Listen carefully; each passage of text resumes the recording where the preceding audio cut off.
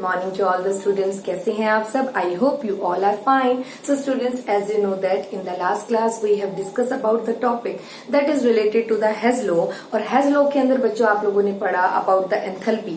Hess law हमें ultimately enthalpy के बारे में डिस्कस करता है और Hess law के अंदर हमने देखा कि कैसे the enthalpy of a single reaction is equal to the sum of their reactions. हमने क्या देखा कि एक रिएक्शन है वो अगर एक ही स्टेप में खत्म हो रही है तब उसकी जो एंथैल्पी होगी, अगर वही सिमिलर रिएक्शन 2 और मोर स्टेप में खत्म होगी और उसकी एंथैल्पी का जो सम होगा that remains same, means delta H is equal to delta H1 plus delta H2 for a single reaction. This is the concept of the Hess law.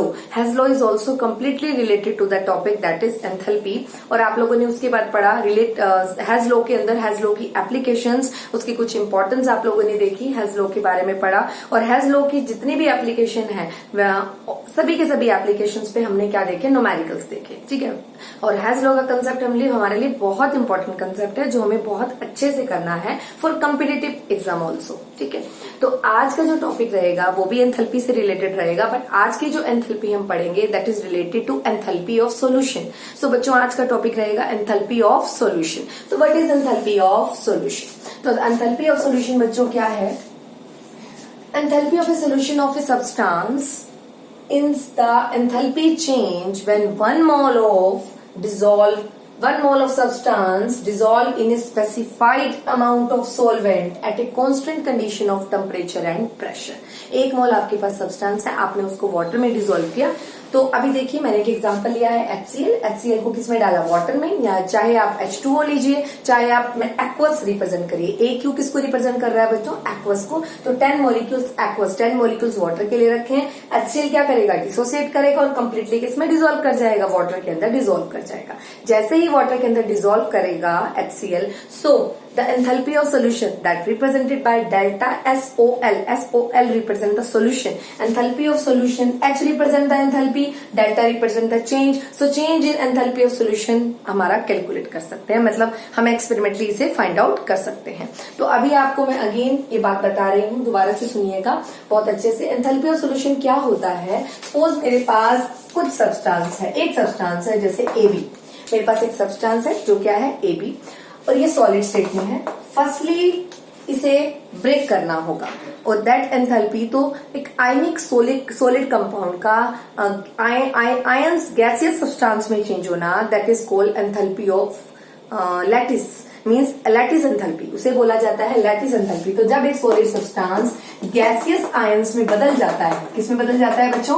Gaseous ions में बदल जाता है. Again I will repeat. देखिए, जब एक solid substance, हमारे पास एक solid substance है दैट इज कॉल्ड AB, एक सॉलिड सब्सटेंस है वो है AB.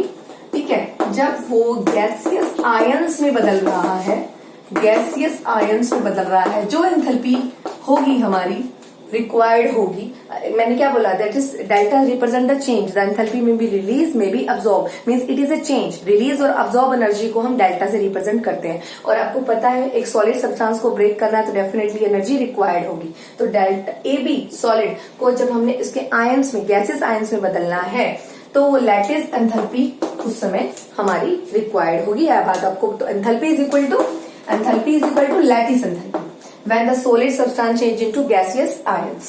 ठीक है. तो आप याद रखिएगा, पहले हमेशा ऐसा ही होता है, सॉलिड सब्सटेंस गैसियस आयंस में बदलते हैं, फिर वो गैसियस आयंस अपने आप ही, हमने सॉलिड सब्सटेंस को वाटर में डाला, सोल्यूशन बना रहे थे हम उसका, तो ये जो गैसियस आयंस है ये क्या करते हैं, that react with the n number of water molecule and completely dissolve हो जाते हैं अच्छे से.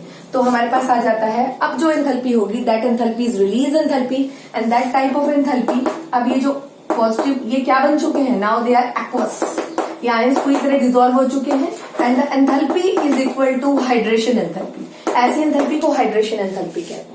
सो बच्चों आपने क्या देखा, एक सॉलिड सब्सटेंस को 1 mole of a substance dissolve in A proper amount of a solvent and the energy change is called enthalpy of solution. ठीक है. और अपने आप नहीं होता कोई सब्सटेंस, पहले वो सॉलिड सब्सटेंस गैसियस सब्सटेंस में जाएगा, गैसियस आयंस में जाएगा और उस समय एनर्जी हमें रिक्वायर्ड होगी, देनी पड़ेगी. और उसके बाद जब हम उसको वाटर में डिसॉल्व करेंगे, सॉल्वेंट में डिसॉल्व करेंगे, जैसे ही हमने सॉलिड सब्सटेंस को डाला तो सॉलिड सब्सटेंस पहले आयंस में ब्रेक होगा और आयंस में ब्रेक होने के बाद वो सॉलिड सब्सटेंस एक्वस मतलब वाटर के अंदर पूरी तरह डिजोल्व हो जाएगा. That energy is called release energy and this is exothermic energy. This is negative energy. This is called enthalpy of hydration.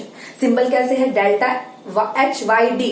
HYD represent the hydration और फिर है H रिप्रेजेंट द एंथैल्पी. तो this is called change in hydration enthalpy.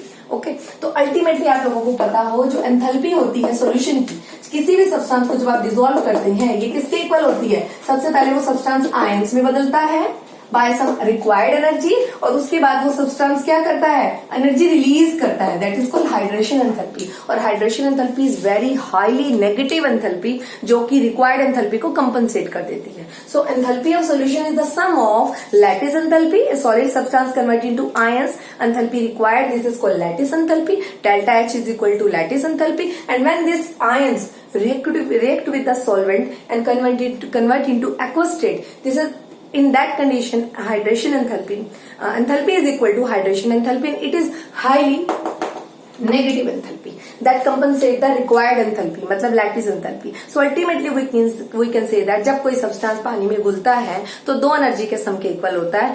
First one is required enthalpy and second one is called hydration enthalpy. तो hydration enthalpy of solution is equal to enthalpy of lattice means lattice enthalpy plus enthalpy of hydration. तो ये बच्चों आप लोगों को बात बहुत अच्छे से पता होनी चाहिए. ठीक है, नाउ अब हम इसी कंसेप्ट पे एक्सप्लेन करेंगे इस कंसेप्ट को, इसी एंथैल्पी ऑफ सॉल्यूशन के कंसेप्ट को. तो आपको पता चल गया एंथैल्पी ऑफ सॉल्यूशन किसका सम होता है. अब हम पढ़ेंगे एंथैल्पी ऑफ सॉल्यूशन के कंसेप्ट को with the help of A Bohr's cycle. Now हम एक एग्जांपल लेंगे इस कंसेप्ट को एक्सप्लेन करने के लिए. This is called Bohr cycle. ठीक है, for NaCl. Students, to explain the concept of enthalpy of solution, we take in a cycle. That cycle is Born-Haber cycle. इस साइकिल को क्या बोलते हैं बच्चे? This is called Born-Haber cycle. This is called Born-Haber cycle. To explain the concept of the enthalpy of solution and to explain the concept of lattice enthalpy. ठीक है, तो अभी देखेंगे आप ये एक साइकिल है, मीन्स इसमें NaCl की फॉर्मेशन हो रही है. ठीक है, तो सोडियम है सॉलिड स्टेट में, फिर वो जा रहा है और वो गैसियस क्लोरीन के साथ रिएक्ट होकर क्या बन रहा है? NaCl बन रहा है. ठीक है, this is called enthalpy of formation. और मैंने आपको बता दिया है एंथैल्पी ऑफ फॉर्मेशन को कैसे रिप्रेजेंट करते हैं. Delta FH small f. चाहे वो इस स्टेप से जाए, हेजलो भी यही कहता था, चाहे कोई रिएक्शन सिंगल स्टेप से कवर हो, किसी भी तरीके से कंसेप्ट खत्म होना चाहिए. तो सोडियम ने क्लोरीन से रिएक्ट किया, NaCl बना. या तो हम डायरेक्ट बना सकते हैं, this is called enthalpy of formation. या फिर बच्चों अगर हम सोडियम को सबसे पहले गैस में बदल दूं, ये एंथैल्पी होती है enthalpy of sublimation, to convert and the conversion of a solid substance into gaseous substance. चाहे मैं क्या कर सकती हूँ, ये मेरे पास Cl2 है, मॉलिक्यूल है, मॉलिक्यूल को मैं एटम में बदल दूं. This is called enthalpy of atomization. तो enthalpy of atomization to convert the one mole of a gaseous substance, one molecule of a gases in a gases form convert into a atomic form. Next आ जाता है अगर मैं sodium gases state में उसको ions में बदल दूं, तो कोई भी एटम आयंस में तब बदला जाता है बच्चों, आप लोगों को पता होना चाहिए, जब क्या होना चाहिए, वो एंथैल्पी जो उसको दी जाए that is called ionisation energy. ये हम ऑलरेडी बता चुके हैं. The conversion of a gases substance into its ionic state. में कोई एटम इलेक्ट्रॉन को लॉस करता है, जो उसको एनर्जी दी जाती है, that energy is called ionisation energy. तो कई बार एक क्वेश्चन थर्ड चैप्टर में हमने राइज भी किया था. Define ionisation energy, the energy that is required to convert the gaseous atom into gaseous ion. ठीक है, same in this way chlorine है, क्लोरीन कभी लॉस नहीं करता, उसके पास कोई एक्स्ट्रा इलेक्ट्रॉन नहीं होता, उसका एटॉमिक नंबर 17 है. तो 287 होने की वजह से इलेक्ट्रॉन को गेन करेगा और this is called electron gain enthalpy. ठीक है, and carry with charge, chlorine carry negative charge after gaining the electron. So बच्चों आप हर केस में क्या देखेंगे, और इन दोनों को कंबाइन कर रहे हैं और ये NaCl में बदल रहा है. This is called lattice enthalpy. तो अब इस समय जो लैटिस एंथैल्पी होगी वो हमारी ये व्हेन Na पॉजिटिव और Cl नेगेटिव रिएक्ट करते हैं और कन्वर्ट होते हैं, ऐसी एंथैल्पी को हम लोग बोलते हैं लैटिस एंथैल्पी. और ये लैटिस एंथैल्पी नेगेटिव एंथैल्पी होती है. और जब आयन को सॉलिड स्टेट में बदल रहे हैं, उसके एक्चुअल स्टेट में बदल रहे हैं आयंस को कंबाइन करके, तो वो एंथैल्पी लैटिस एंथैल्पी क्या होगी, नेगेटिव होगी. और जब उल्टा करेंगे, मैंने अभी आपको बताया था NaCl को मैं उसके आयंस में बदलूंगी, ब्रेक करूंगी, तो एनर्जी रिक्वायर्ड होगी, लैटिस एंथैल्पी पॉजिटिव होगी. और लैटिस एंथैल्पी को U से रिप्रेजेंट करते हैं, ये बात हम ऑलरेडी बता चुके हैं. ठीक है, तो बॉन हेबर साइकिल हमें क्या बता रही है, वही सेम हेज लॉ की तरह, बट इस साइकिल के अंदर हम बहुत सारी एंथैल्पीज का कॉम्बिनेशन पढ़ेंगे और इस साइकिल की हेल्प से हम ये सीखेंगे कि enthalpy of solution equal to lattice enthalpy plus hydration enthalpy होता है। ठीक है, तो अब देखिए, देखा आप लोगों ने, तो पहले में लग रही है enthalpy of sublimation, that energy is 108.4 kilojoule per mole in case of when sodium solid converted to sodium gaseous state. When sodium converted into sodium ion, then energy is required, so it is positive. Sublimation के समय भी energy positive है, मैंने positive sign लगा रखा है, और ionisation energy भी पॉजिटिव होती है, पॉजिटिव 495.6। ठीक है, same in this case gas molecule है, मॉलिक्यूल को एटम में बदलना है तो एनर्जी देनी पड़ेगी, प्लस 121 किलो जूल पर mole in case of A chlorine. ठीक है, नेक्स्ट आ जाते हैं गैसियस एटम है, उसको इलेक्ट्रॉन लेना है, और जब वो इलेक्ट्रॉन लेता है, इलेक्ट्रॉन गेन एंथैल्पी हमेशा एक्सोथर्मिक होती है, और क्लोरीन इज ए हैलोजन, और हैलोजन की electron gain enthalpy highly negative होती है बच्चों, सो -348.6।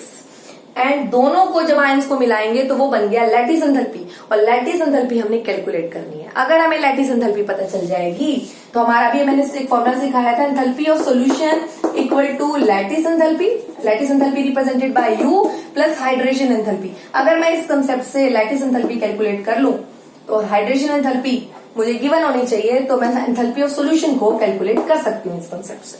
ठीक है, तो आप देखेंगे एंथैल्पी ऑफ फॉर्मेशन जो है बच्चों, ये वाली एंथैल्पी ऑफ फॉर्मेशन, जब दो चीजें मिली है, नई चीज फॉर्म हुई है, तो ये एनर्जी भी है आप लोगों की नेगेटिव है, और ये कितनी है, -411.2।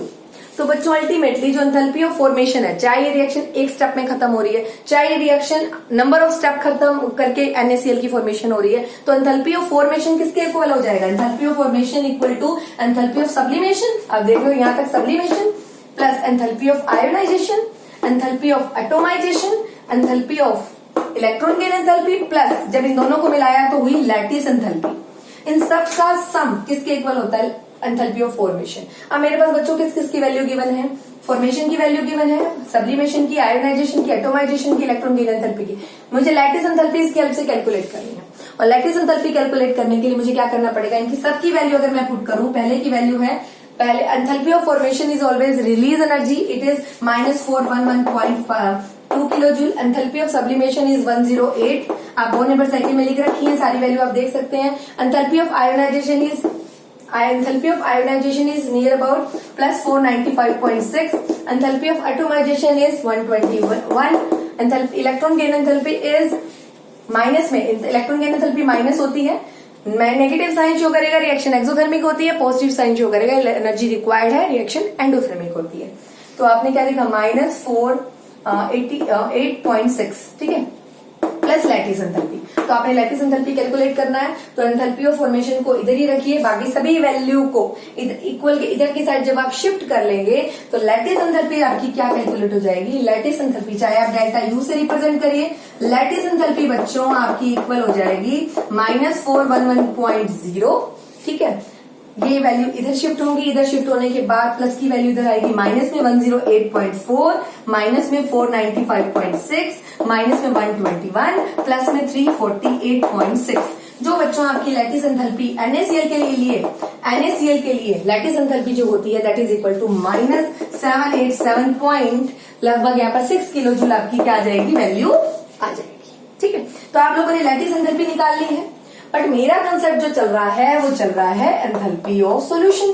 और एंथैल्पी ऑफ सॉल्यूशन किसके इक्वल है बच्चे, या ये जो नोट लगाते हैं, this represent standard enthalpy of solution किसके इक्वल है, ये जो स्टैंडर्ड एंथैल्पी ऑफ सॉल्यूशन है बच्चों, ये किसके इक्वल होता है, this is equal to lattice enthalpy plus hydration enthalpy ठीक है, अभी आपने देखा एनर्जी हमारी क्या निकली है, नेगेटिव एनर्जी निकली है, बट एंथैल्पी ऑफ सॉल्यूशन क्या होती है हमारी, एंथैल्पी ऑफ सॉल्यूशन हमारी पॉजिटिव साइन को रिप्रेजेंट करती है। किसको रिप्रेजेंट करती है, पॉजिटिव साइन को, क्योंकि enthalpy of solution, lattice enthalpy क्या है, दो आयंस की, दो आयंस जो NaCl है, जब रिवर्सिबल अगर हम देखें कि NaCl ब्रेक होकर किस में बदलता है, Na पॉजिटिव और Cl नेगेटिव में, तभी तो सॉल्यूशन बनता है। आपको पता है कोई भी आप सोल्ट जब पानी में डालते हैं तो पहले वो सोल्ट ब्रेक डाउन होगा, तो बेशक ये नेगेटिव निकली है इस बॉन्ड नेबर साइकिल की हेल्प से तो हमने क्या देखा, आयंस मिक्स होकर सोल्ट बना रहे हैं, ना कि सोल्ट मिक्स होकर आयन बना रहा है। तो इससे कंक्लूजन निकला है आयंस मिक्स होकर सोल्ट बना रहे हैं, वो एंथैल्पी क्या थी, लैटिस एंथैल्पी, और वो पॉजिटिव है। और इसकी रिवर्सिबल रिएक्शन क्या होगी, सोल्ट आयंस बनाएंगे, क्योंकि पता है सोल्ट हमेशा पानी में पहले जाके घुलेगा और जैसे ही वो घुलेगा तो एनर्जी रिलीज करेगा। ठीक है, वो एनर्जी रिक्वायर्ड होगी, अपने आप तो डिजोल्व, अपने आप तो कोई सॉल्ट अपने आप तो ब्रेक भी नहीं होगा। तो ये जो नेगेटिव एनर्जी निकली है, आप इसको क्या ले सकते हैं, आप इस एनर्जी को ले सकते हैं बच्चों पॉजिटिव। तो आपके पास जो एंथैल्पी ऑफ सॉल्यूशन होगा, एंथैल्पी ऑफ जो सॉल्यूशन होगा, तो एंथैल्पी ऑफ सॉल्यूशन निकालने के लिए बॉन्ड नेबर साइकिल का बहुत बड़ा रोल है। ये माइनस में आई थी, बट आपकी एंथैल्पी ऑफ सॉल्यूशन के कंसेप्ट के हिसाब से ये कंसेप्ट रिवर्स है। तो यहाँ पर हम लेंगे पॉजिटिव 7.6 और एंथैल्पी ऑफ हाइड्रेशन आपको गिवन मिलेगी। और ये बात मैं ऑलरेडी बता चुकी हूँ, हाइड्रेशन एंथैल्पी हमेशा नेगेटिव एनर्जी होती है और हाईली नेगेटिव एनर्जी होती है, ये रिएक्शन की पॉजिटिव एनर्जी को भी कंपनसेट करके चलती है। तो -7.8 ओके, 784 नीड अबाउट 5, ठीक है, और 1 किलोजूल पर मोल। जब आप इसको सॉल्व करेंगे तो एंथैल्पी ऑफ सॉल्यूशन बच्चों आप लोगों की कैलकुलेट हो जाएगी। That value is near about plus बड़े के आगे प्लस का साइन है, plus 3.5 kilojoule per mole. This is very small change. तभी जब नमक को पानी में घोलते हैं तो हमें पता नहीं चलता कि ग्लास जो है हमारा गर्म हुआ या नहीं हुआ, क्योंकि एंथैल्पी चेंज बहुत स्मॉल है और एनर्जी रिलीज हमारी जो एनर्जी है, हमारा जो स्मॉल चेंज है, उसके बारे में हमें पता चलता ही नहीं है कि एनर्जी हीट रिलीज हुई है। और इतनी कम हीट रिलीज होती है जब कोई डिसॉल्व करता है।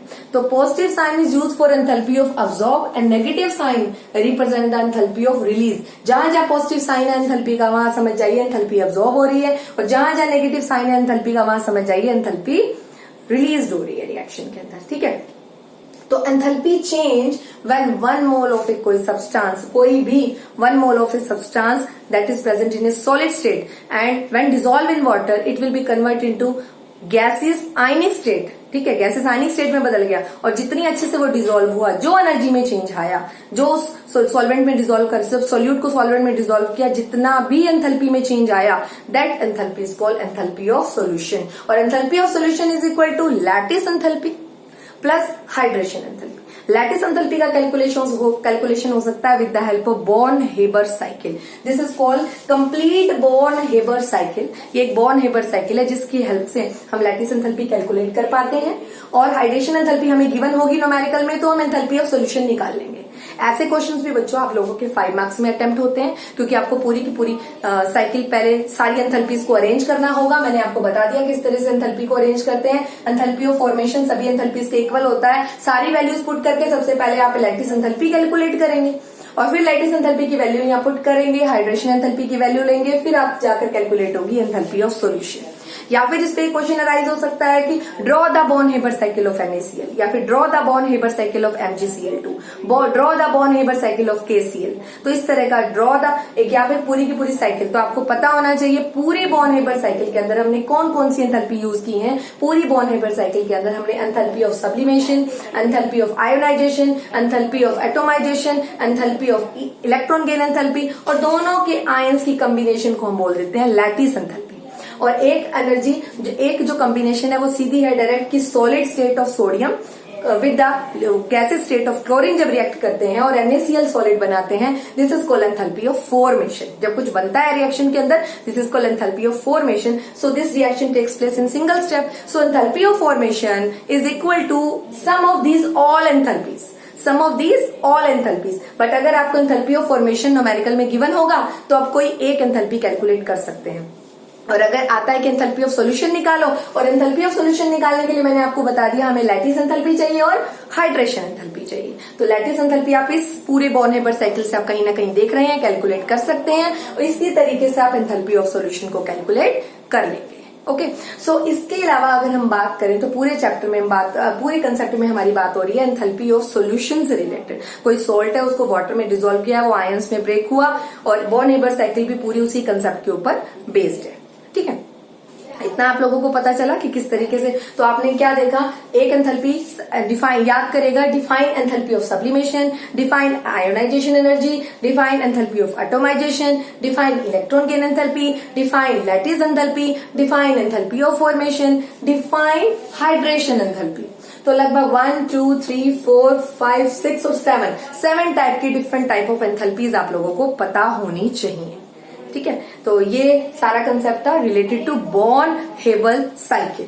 इतना आप लोगों को पता हो about the Born Haber cycle. Again मैं एक छोटी से एग्जांपल और ले रही हूँ एंथैल्पी ऑफ सॉल्यूशन को समझाने के लिए। अभी आप लोगों ने क्या देखा था कि कोई सब्सटेंस है AB सॉलिड, वो किसमें बदला, वो किसमें बदल गया, वो सब्सटेंस हमारा वाटर के अंदर क्या हो गया, डिसॉल्व हो गया।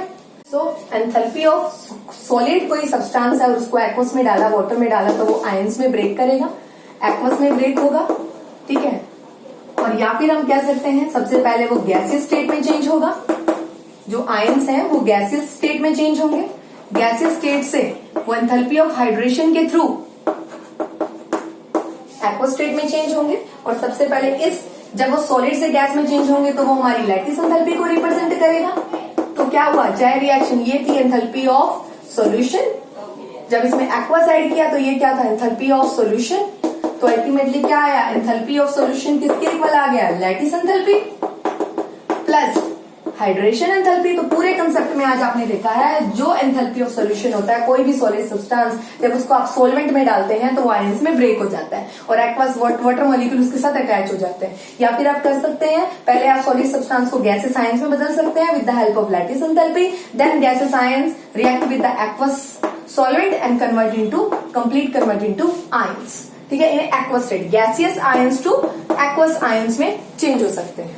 ठीक है, तो this is the concept that is related to the enthalpy of solution. So enthalpy of solution is equal to lattice enthalpy plus इन दोनों की एंथैल्पी का सम एंथैल्पी ऑफ फॉर्मेशन के क्या हो गया, इक्वल हो गया। ठीक है, तो आज आपने सीखा बच्चों what is enthalpy of solution, enthalpy of solution क्या होता है, और एंथैल्पी ऑफ सॉल्यूशन के कंसेप्ट को एक्सप्लेन करने के लिए एक साइकिल सीखी that is called Born Haber cycle of the NaCl।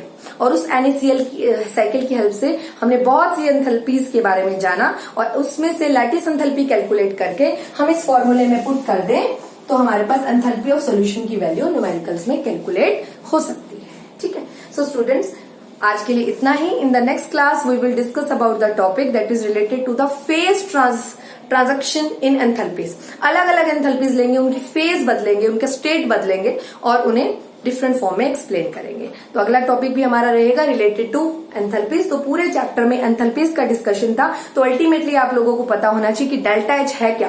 Delta H is equal to U that is called internal energy plus P delta V pressure into volume. ठीक है, change in volume.